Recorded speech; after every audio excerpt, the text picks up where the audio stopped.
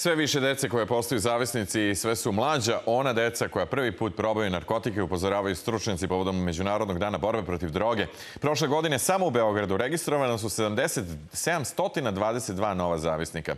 Deca sada probaju drogu između 12 i 15 godina. Prethodnih godina deca su probala između 14. i 18. Radoznalost je najčešći razlog.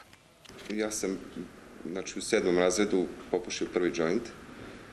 Što sam ga popušio, ne znam, tako je okruženje bilo, to su radili stariji drugari i hteo sam da uđem u taj krug. Uvek sam bio tako nešto znatiželjan, da probam, da vidim, da osjetim i tako sam ušao u sve to.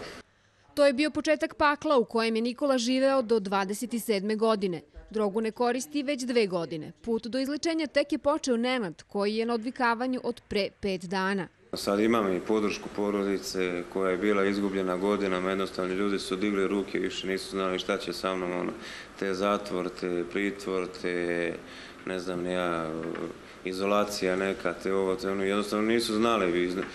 Ozdravljenja nema bez podrške porodice i radne sredine, kaže direktorka specijalne bolnice za bolesti zavisnosti. Roditelji moraju da se mnogo više bave svojim decom na jedan, da upotrebim izraz, kvalitetan način.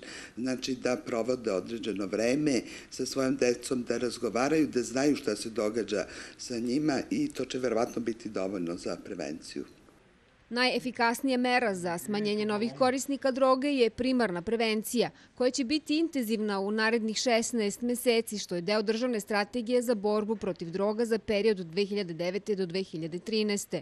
Ukupno 38 ustanova u državnom vlasništvu se bavi ranom dijagnostikom, lečenjem i negom osoba koje su obolele od bolesti zavisnosti, kao i odeljenja za psihijatriju pri 29 opštih bolnica, 5 specijalnih bolnica za psihijatrijske bolesti.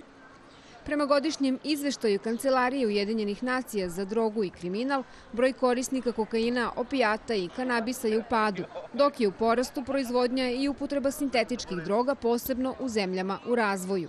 Snežana Stojanović, Fox televizija.